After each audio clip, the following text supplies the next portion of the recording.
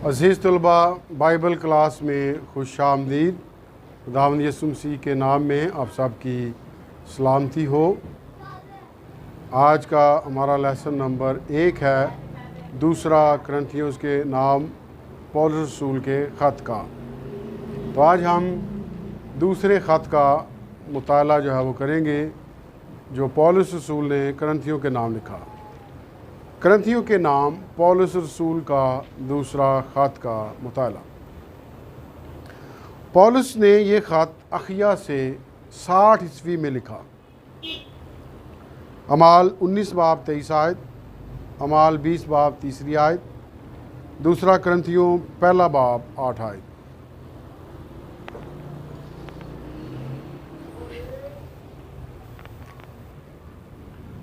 दूसरा करंथियों के नाम ख़त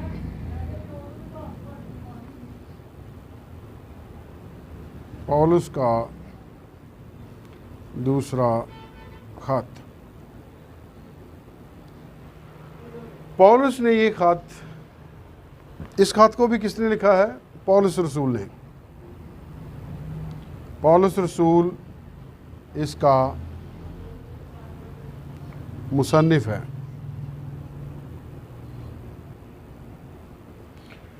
साठ ईस्वी में उसने इस ख़त को लिखा।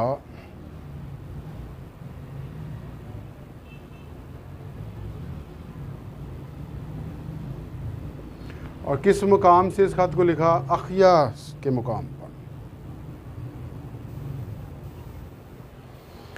अमाल 19 बाब 23 आयत देखेंगे।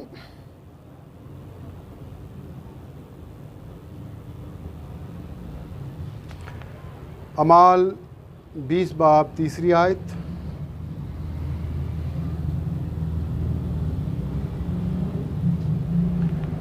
दूसरा करंथियों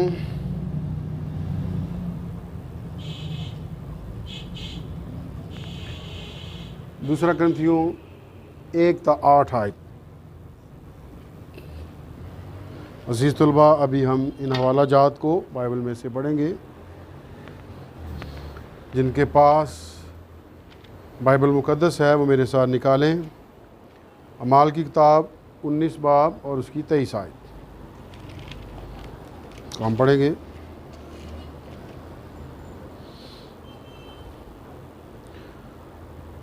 उस वक्त इस तरीक़ की बाबत बड़ा फसाद उठा, क्योंकि दिमरत्रस नाम एक सुनार था जो रतमस के रुपैले मंदिर बनवाकर उस पैसा वालों को बहुत काम दिलवाता था।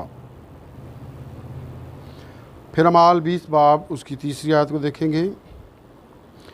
जब 3 महीने रहकर सूरिया की तरफ जहाज़ पर रवाना होने को था तो यहूदियों ने उसके बरखिलाफ़ साजिश की। फिर उसकी ये सलाह हुई कि मकदूनिया होकर वापस जाए। दूसरा करंथियों 1 बाब 8वीं आयत को देखेंगे।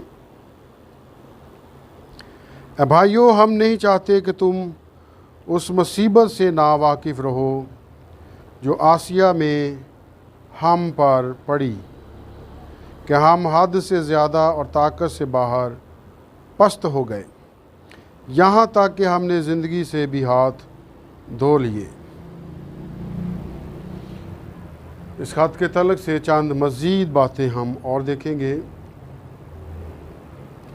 करंथस की कलीसिया में झूठे उस्तादों की तालीम सरायत कर चुकी थी, जो कि पौलुस की ज़ाती दयानतदारी और उसके रसूल होने के इख्तियार पर इतराज़ करते थे, क्योंकि उसने अपने सफ़र में तब्दीली का ऐलान किया था कि अब वो करंथस की कलीसिया को 2 दफ़ा विज़िट करने की बजाय एक ही लंबे अरसे का दौरा करेगा। पौलुस के दौरा की तब्दीली की वजह से वो कह रहे थे कि उसकी बातें काबिल यकीन नहीं हैं, और वो ये भी कहते थे कि पौलुस हकीकी रसूल नहीं है। और ये कि वो यरूशलेम के ईमानदारों की कहत में गुर्बत के लिए इकट्ठा किए जाने वाला चंदा अपनी ही जेब में रखता है। पौलुस करंथियों को कह रहा है कि इस बात पर गौर करें कि उनके दरमियान उसकी शख्सी ज़िंदगी हमेशा काबिल एहतराम रही और उसका निजात का पैगाम जो ज़िंदगियों को तब्दील करता है सच्चा और हकीकी था। वो उनको नसीहत करता है कि वो उसके आने वाले विज़िट के लिए तैयार रहें और चंदा जमा करने का काम मुकम्मल करें जो कि उसने पिछले साल शुरू किया था और अपने दरमियान बिदती और मुश्किलात पैदा करने वालों लोगों से निपटें। चंद और मज़ीद बातें हम इस खत के ताल्लुक़ से देखेंगे। इस पौलुस के करंथियों को पहले ख़त में झिड़कने और दुरुस्तगी करने से तौबा करने वालों के लिए तसल्ली। पहला करंथियों पहला बाब 1 आयत, फिर दूसरा करंथियों 2 बाब 17 आयत, फिर दूसरा करंथियों 7 बाब 1 ता 16 आयत। पहला हवाला हम पढ़ेंगे दूसरा करंथियों पहला बाब 1 ता 10 आयत। मैंने अपने दिल में ये कसद किया था कि फिर तुम्हारे पास गमगीन होकर ना आऊँ, क्योंकि अगर मैं तुमको गमगीन करूं तो मुझे कौन खुश करेगा सिवाय उसके जो मेरे सबब से गमगीन हुआ। और मैंने तुमको वही बात लिखी थी ताकि ऐसा ना हो कि मुझे आकर जिनसे खुश होना चाहिए था मैं उनके सबब से गमगीन हूँ, क्योंकि मुझे तुम सब पर इस बात का भरोसा है कि जो मेरी खुशी है वो ही तुम सब की है। क्योंकि मैंने बड़ी मुसीबत और दिलगिरी की हालत में बहुत से आंसू बहा बहा कर तुमको लिखा था, लेकिन इस वास्ते नहीं कि तुमको गम हो, बल्कि इस वास्ते कि तुम उस बड़ी मोहब्बत को मालूम करो जो मुझे तुमसे है। और अगर कोई शख्स गम का बायस हुआ है तो मेरे ही गम का नहीं, बल्कि किसी कदर तुम सब के गम का हुआ। यही सज़ा जो उसने अक्सरों की तरफ से पाई ऐसे शख्स के वास्ते काफ़ी है। बस बरक्स इसके यही बेहतर है कि उसका कसूर माफ़ करो और तसल्ली दो ताकि वो गम की कसरत से तबाह ना हो। इसलिए मैं तुमसे इल्तमास करता हूँ कि उसके बारे में मोहब्बत का फतवा दो, क्योंकि मैंने इस वास्ते भी लिखा था कि तुम्हें आजमाऊँ कि सब बातों में फर्माबरदार हूँ या नहीं।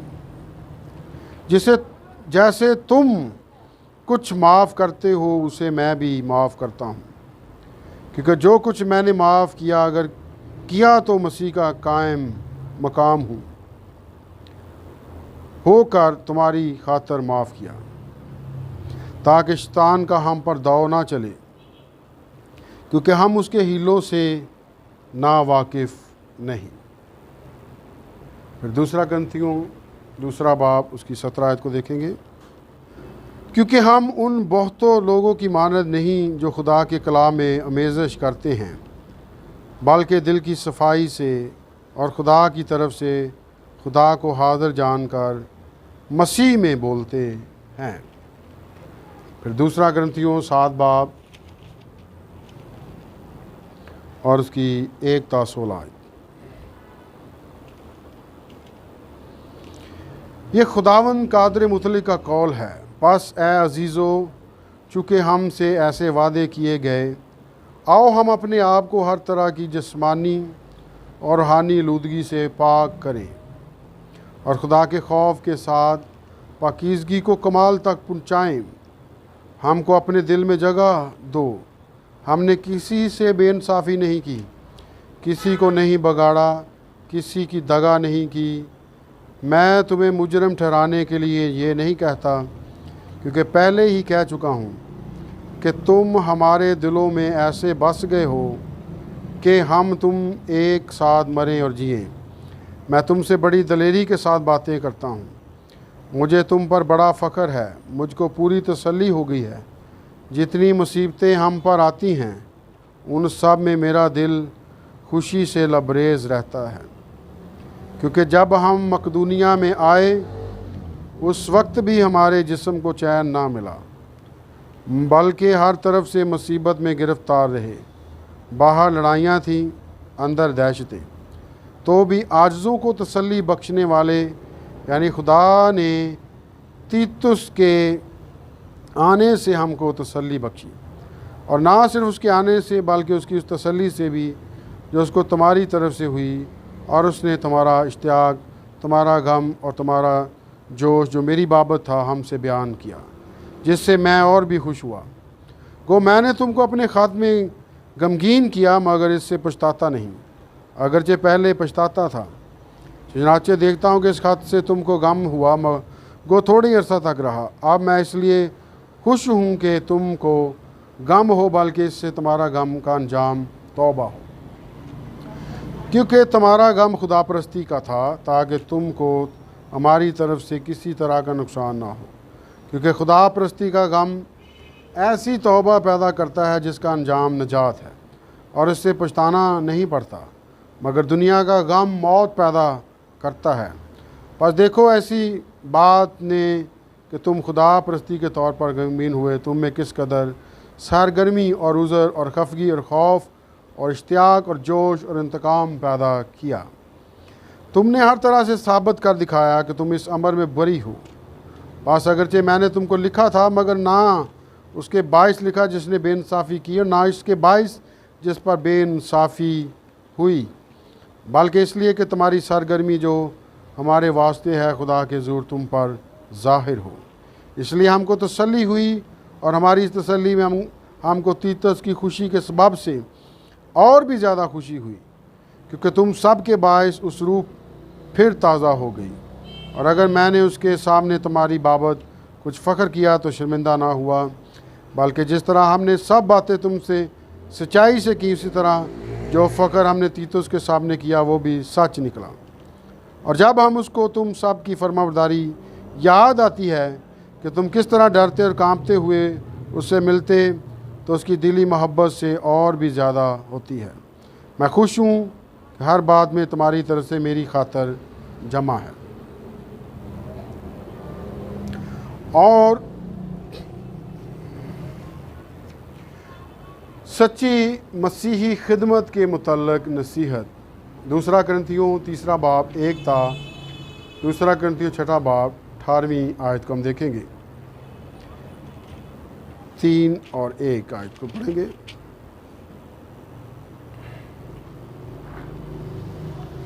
क्या हम फिर अपनी नेक नामी जताना शुरू करते हैं, या हमको बाज की तरह नेक नामी के ख़त तुम्हारे पास लाने या तुमसे लेने की हाजत है। 6:18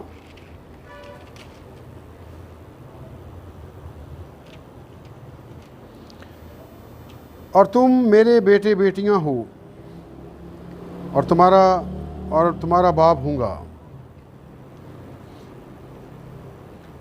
अज़ीज़ तलबा, यहाँ पर हमारा लेसन नंबर 2 जो है वो 2 कुरिन्थियों के ख़त, जो पौलुस रसूल का दूसरा ख़त है कुरिन्थियों के नाम, यहाँ इख्तिताम पज़ीर हुआ है। नेक्स्ट मज़ीद इसके बारे में दूसरे लेसन में हम मज़ीद जानकारी या मज़ीद मालूमात जो है वो हासिल करेंगे। आज के लिए इतना ही। आप हमारे व्हाट्सएप नंबर पर मज़ीद मालूमात के लिए हमारे साथ रब्ता कर सकते हैं। खुदावंद आप सबको बरकत दे। बाप और बेटा और पाक के नाम से आमीन।